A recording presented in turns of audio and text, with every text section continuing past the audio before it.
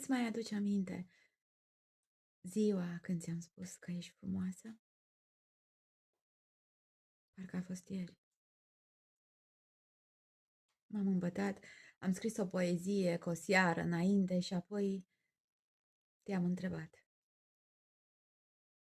Vrei să fii muza mea? Deși scriam deja despre tine. Îți mai aduce aminte ziua când ți-am spus că ești frumoasă? Era vară, la apus, pe la 9. Abia se mai citea pe chipul meu o formă de lumină, un zâmbet stins și totuși conturat și viu.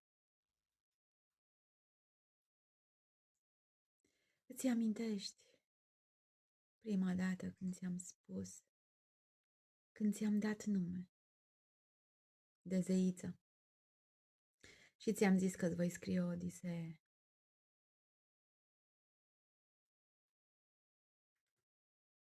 Trebuia să mă crezi că sunt nebun,